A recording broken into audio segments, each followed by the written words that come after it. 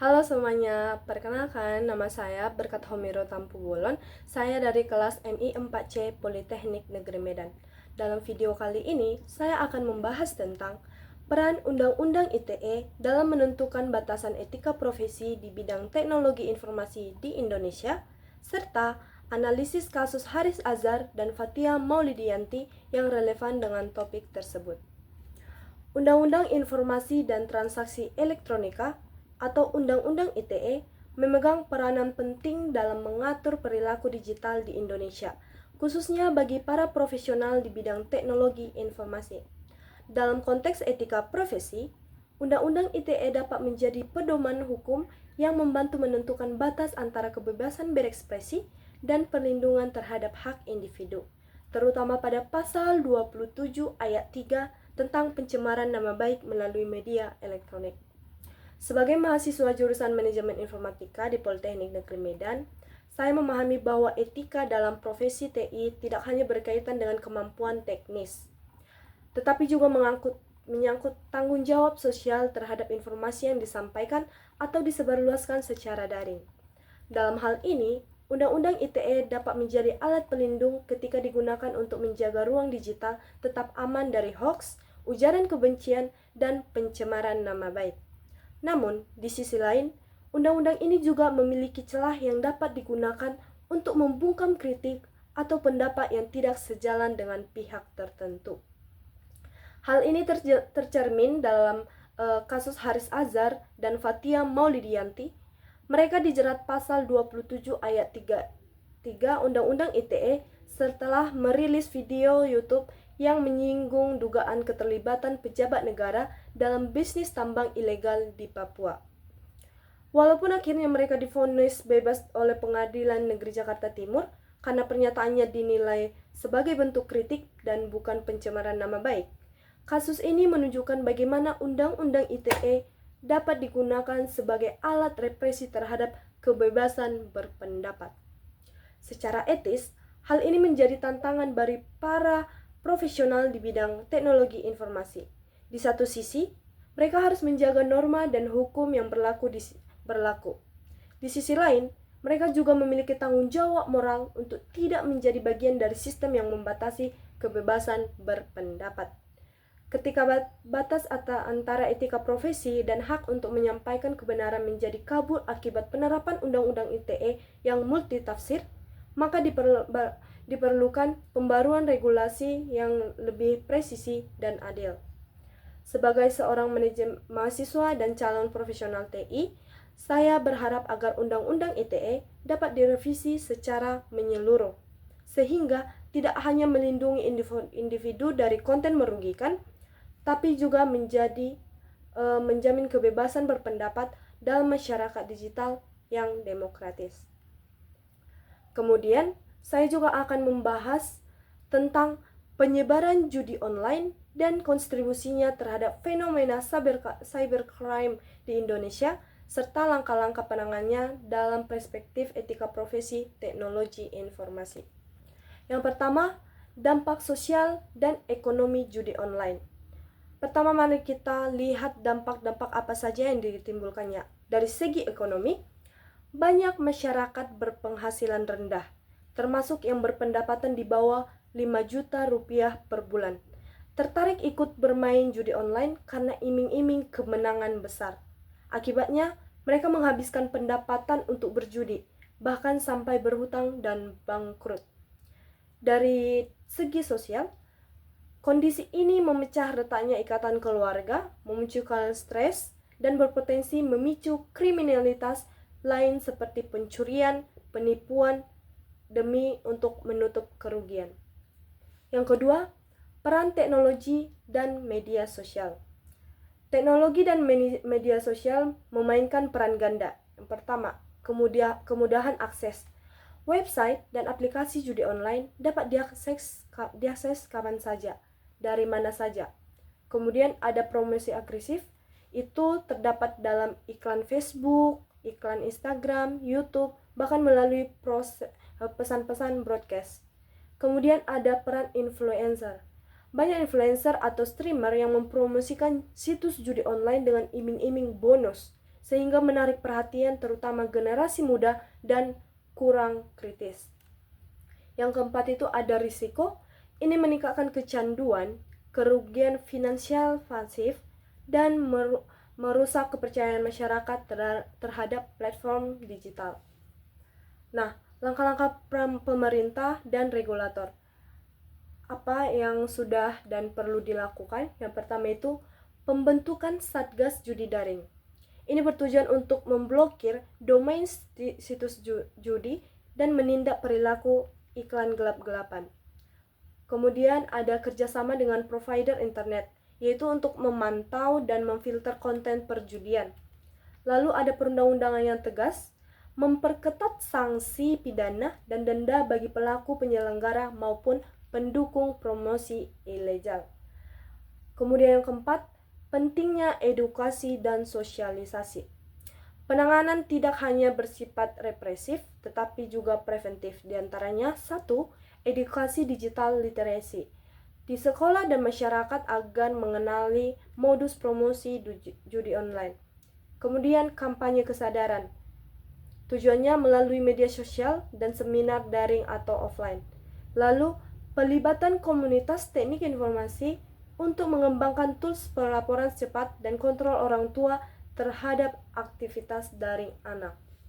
Nah, sebagai calon profesional di bidang TI, kita memiliki tanggung jawab etis untuk menjaga integritas platform digital, kemudian melindungi masyarakat dari praktik merugikan, lalu memajukan literasi agar teknologi benar-benar menjadi alat pemberdayaan, bukan pemantik kerusakan sosial. Kemudian saya juga di sini akan membahas peran etika profesi dalam mengatasi penyebaran hoaks dan berita palsu di dunia maya ini. Di era digital sekarang, informasi dapat beredar dengan sangat cepat, termasuk banyak hoaks dan berita palsu.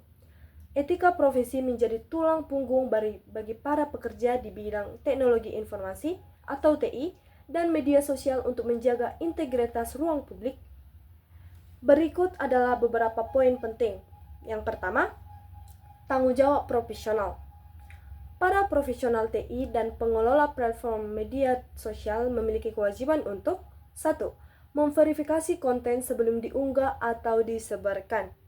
Mereka harus menelusuri sumber, memeriksa fakta, dan memastikan tidak ada manipulasi konteks. Yang kedua, menerapkan algoritma yang adil.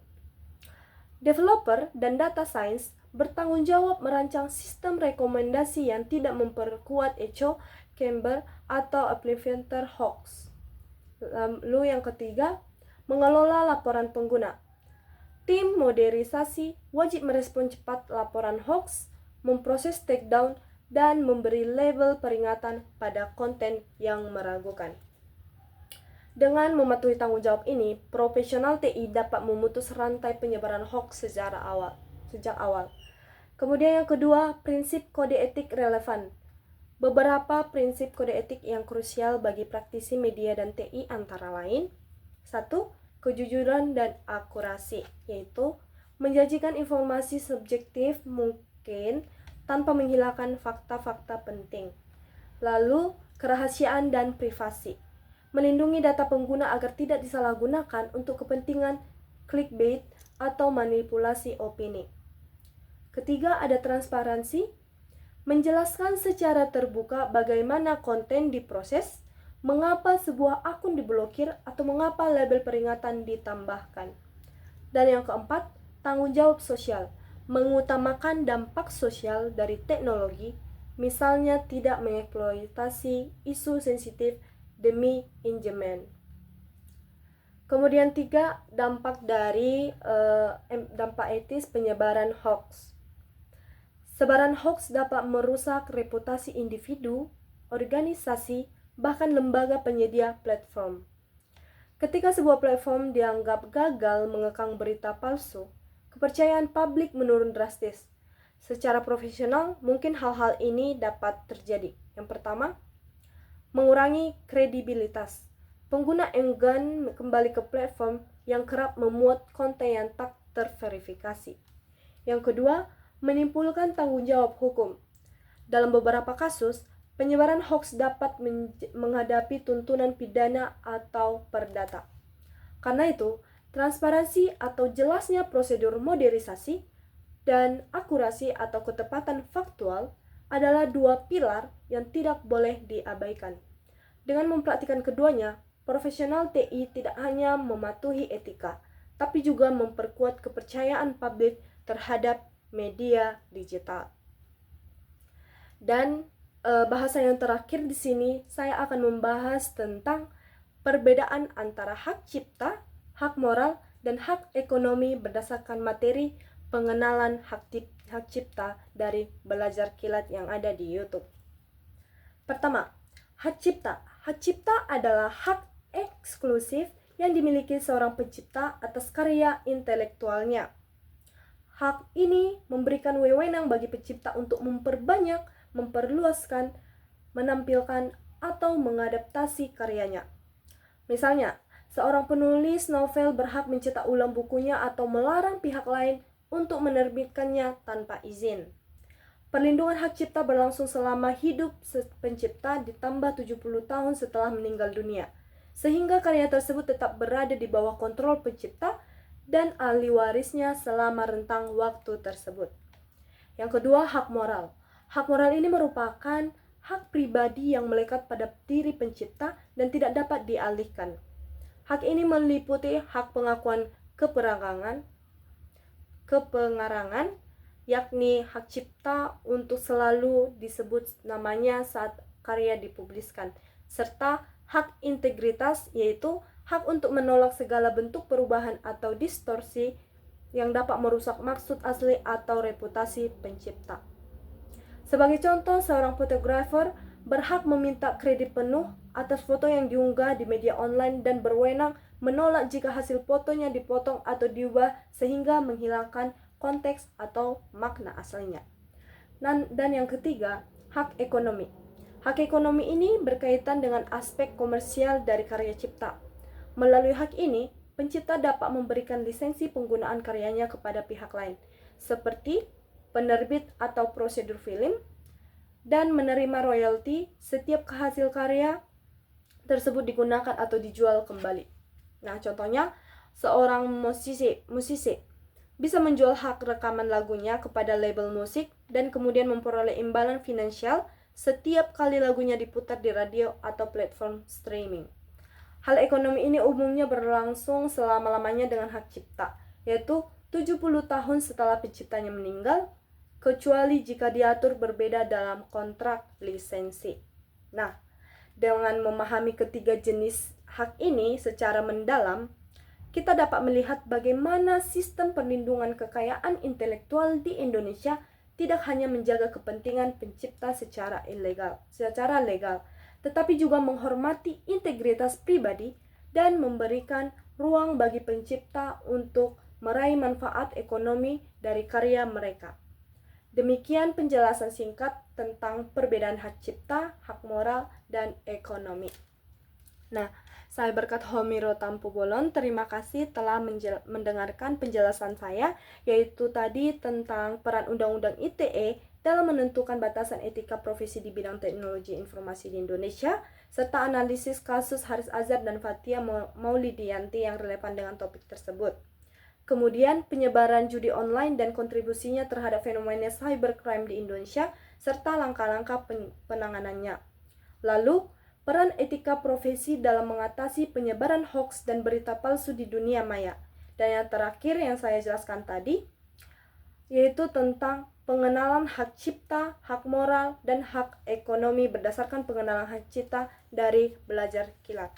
Sekian dari penjelasan video saya ini. Jika ada kata-kata yang salah, mohon dimaafkan. Untuk itu, saya Berkah Homiro Tampu Bolon mengucapkan banyak terima kasih.